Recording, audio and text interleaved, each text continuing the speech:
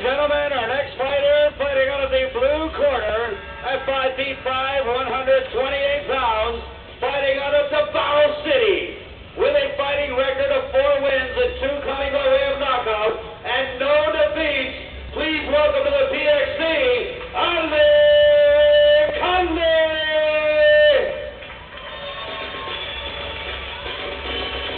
There you go, Ali Kali, 20 years old, Pinoy, Davao City. Kaka-training mo lang to. Actually, napaka-training ko yung isang teammate nila na si DJ. Sabi ko sa akin, magaling ko talaga sa boxing. Pagbuhan pa lang sa jiu-jitsu, pero naganda sila mga paglaban na to. Ang kanyang specialty ang boxing. Sa primer, nakita natin, kasama mo siya, di ba? Meron nila, kasama sila si Rory dito sa training na shoot. Pero never ko pa naka-training. Yan, maganda ang ngiti. Ibig sabihin yan, very confident ang ating Filipino fighter, 20-year-old Ali Kali. Napakaganda rin pangalan para pwedeng action star, no? Saka pwedeng balik-balik pa rin. Ali Kali, good submission, superb striker, hard to take down, and excellent cardio. Yan ang ating kababayan na si Ali Kali. And now the opponent fighting on the red corner at 5 feet 4 inches, 135 pounds, fighting on the Benito Guam from Team Countershot with a fighting record of 8 wins against 3 defeats, and he is also a Filipino. Please welcome back to the PXC, the Hedgehog, Josh Alvarez!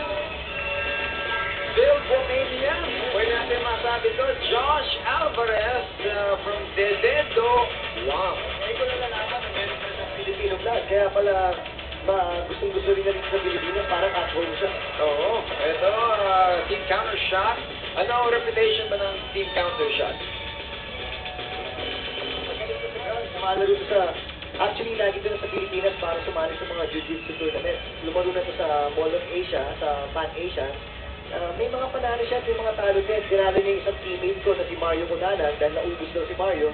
At tinalo din naman ito ng isang teammate namin na pangalan si Mike Lim. Inarmbar na 3 beses to. Nakita rin natin ito ng last PXC. Yes, tinumahan siya ng suntok ni Rogelito. Bumaksak siya pero naka-recover. Tinake down si Rogelito to finish the fight. Ito, of course, he walks around 160 pounds. Never finished on a pro MMA heavy hand. So, itong fighter na to is struggling to make weight. I guess standing strong eyes for sale to tape. Not much as far as agwat ng parehong fighter. Evenly match na. Evenly match.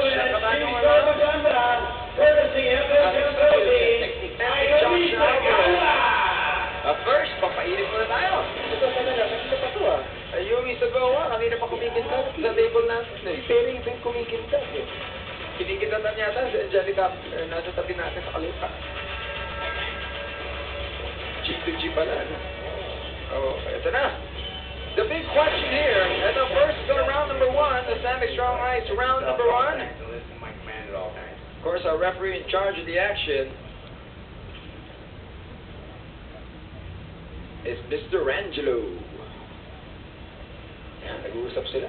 Davao versus Guam. Bumiyahe pa to si Ali Kali para sa laban na ito. Yan, Josh Alvarez, mabigat siya ang walking weight niya. So, 160, sobrang bigat at pag umabot sa ground to, mahirapan si Ali Kali. Does he have enough? Nagbiga ba ito ng todo? Yun ang mga katanungan na sasagutin ng laban na to. Nagbiga ba siya ng todo? Does he have enough endurance to actually survive this match for a 3-round bout? Good body shot by Ali Kali. Nice, overhand right. Nice, striking good, uppercut, magaling, mabilis. Itong si Ali Kali, maganda ang kanyang display. Good body shot, alam niya ang kondisyon, malambot ang bodega. Alam niya, malambot. On the defense of si Josh Alvarez. Ang ganda ng body shot na ipinapakita. Tinanong niya ako, ano maganda? Sabi ko, weakness ni Josh, yung kanyang body. Very weakness na siya last time. Body shot talaga, ang kanyang hinuhuli ng ating kababayan na si Ali Kali on top of the action. Ali Kali, of course, wearing gray and black trunks, silver and black trunks. And naman si Josh Alvarez, armbar, tingnan natin. Good defense by Ali Kali. Naka-bad boy na trunks to si Josh Alvarez. Nagkapalit. Gandang posisyon. Boy, Kabindado na yung ginagawa siguro nila Manglay at saka ng Giro dito. Dahil, Muna ng ulo ni Josh Alvarez. basta rin mo sa body ulit, Ali. Gandang overhand. Body ulit, dahil. Magandang pinapakita ng ating kababayan. Magandang fake. Good knee. Hindi nakita ni Josh Alvarez yun. Sumusugar ang Leonard Pumpa. Ang gandang body shot. Good body shot. Mahilig sa tiempo tong kababayan natin. Talagang pagsinuntok sa bodega. Umaalon. May game lang kasi dito si Ali Kali, talagang gusto na tapsa rin yung body. Kung yung Muay Thai tinatagtas sa leg, ito ang game na lang, tapsa rin sa body. Ito pa naman si At Josh Alvarez. Alvarez, good defense. Tumulog na. Napagod. Nahipon na. Napagod na. Tirito! Over! With Josh Alvarez! Ali Kali. Hawak-hawak ang labi at ilong. Tinapos ng ating kababayan, si Ali Kali. Tapos ng round number 1, hindi niya alam. Oy, nasan ba ako? Sabi ni Josh Alvarez, where am I? Where na you? Here na me. Sinasabi niya sa mata daw. Namata ba? Mukhang hindi natin namata. Tingnan natin, mamatahan natin sa slow-mo replay. Kung ano ba ang nakatapos. Dito kay Josh Alvarez. Let us see, brought to you by Sonic Strong Ice Light, smooth strike, smooth but strong moves. Let us see that. Wala. Kumulot ka agad eh, kumulot. Sa mata raw eh. Natakot. Walang eye gouging na nakikita. Hindi rin nakita eh. My God. Sinuntok sa pack ang ating napanood. Good overhand right. Beautiful shot. Another angle brought to you by Sonic Strong Ice. Welcome to the PXT, my man. Wow. Let's turn you over to Joey. Joey Lopez for a ring interview.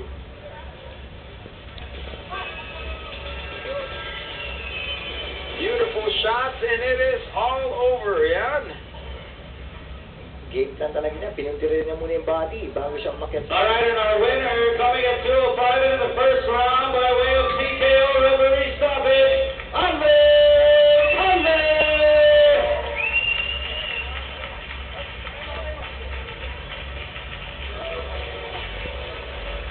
Yan ang ating Outlast match result brought to you by Outlast Battery. Start agad. The winner by TKO, kababayan natin at si Ali Kali. Tonight, tell us, how much time do you spend a day training those hands? Almost 3 years. Boxing. Professional boxing. Sorry. No. Not a problem. My man, great show of attacking the body tonight. Was that a part of your game plan, to go to the body early and attack with the body shots? Ano? Yes.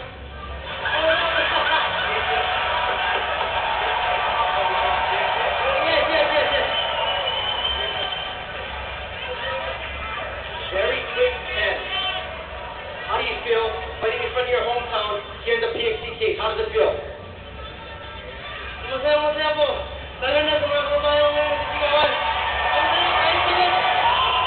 Pilipinas talaga pag narinig ko mga boses. Kawawa na pagod. Maraming salamat sa mga tao na nanonood ngayon dito. Sa sumusuporta. Sa mga fighter ng Pilipino. Lalo na. Thank you so much sa PXC. Now you know that Josh Alvarez came in overweight for this fight. Did that bother you at all? Opo, na-disturb ako sa timbang niya. Dahil nagulat ako. Sobrang laki ng timbang niya, pero hindi ko na inisip yun. Dahil nandito sa lugar natin, ginanap yung laban. I guess it didn't bother him. I think that's what he meant. Let's take a look at the San Mig Strong Ice instant replay. Walk us through the action. Yung ginawa ko dyan, ano lang, relax na ako para magamit ko yung ano ko, lateral movement ko. Kasi pag yung padala ko ng init ng ulo ko, hindi ko magagawa hindi ko ma-maintain yung distance. Kaya, buti na lang nakinig ako sa coach ko, kanila Bambi at saka kay Serotek, manager ko. Hello po, thank you. Thank you very much. Congratulations on your first victory in the PXC cage. Philippines, make some noise for your boy.